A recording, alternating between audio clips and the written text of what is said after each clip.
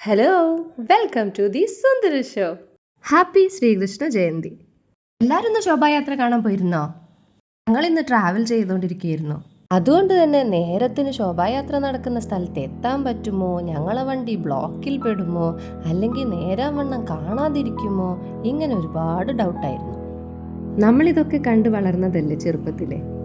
കേരളത്തിന് പുറത്ത് പഠിക്കാനും ജോലിക്കുമെല്ലാമായിട്ട് പോയതിന് ശേഷമാണ് എല്ലാ കൊല്ലവും ഇത് നമ്മൾക്ക് റെഗുലറായിട്ട് കാണാൻ പറ്റാതിരുന്നത്.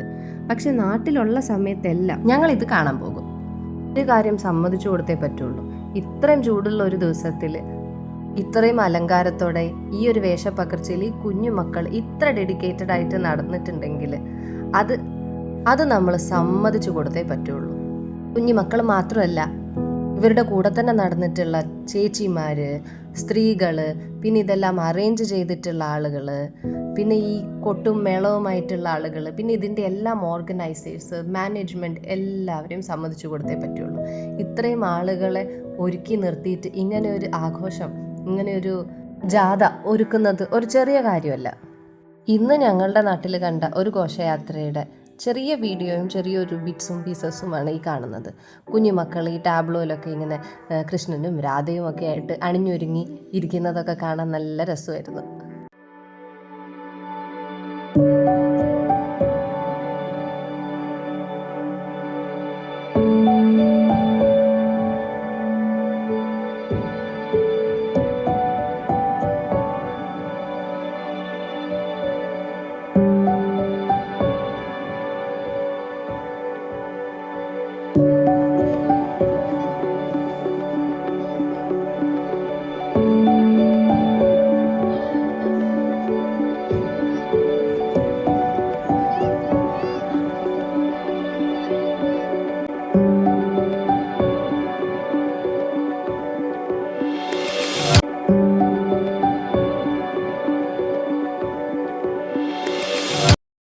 ഇപ്പോൾ കാണുന്ന ഈ ടാബ്ലോയിലെ കൃഷ്ണനില്ലേ, ഈ കൃഷ്ണനൊന്ന് നല്ലോണം നോക്കി വെച്ചോ കേട്ടോ.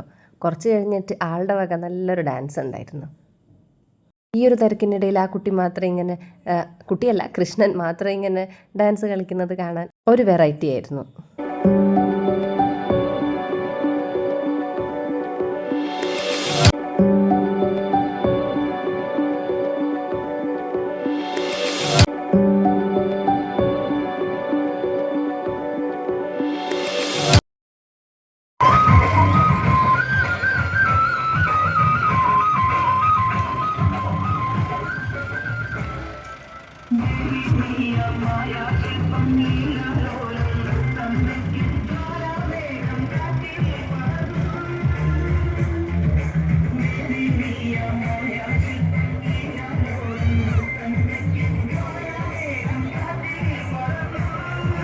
ഈ വീഡിയോയുടെ കൂടെ ഞാനും സുന്ദരവും കൂടി ചെയ്ത ഒരു കൃഷ്ണ യശോദ ഫോട്ടോഷൂട്ടിൻ്റെ ഫോട്ടോസ് കൂടി ലാസ്റ്റിൽ ചേർക്കുന്നുണ്ട്. അതുകൂടെ കണ്ട് നിങ്ങളുടെ അഭിപ്രായം അറിയിക്കണേ. നിങ്ങൾക്ക് ശോഭായാത്ര എങ്ങനെ ഇഷ്ടപ്പെട്ടു എന്നും കൂടെ പറയണം. അപ്പോൾ thank you for watching. By.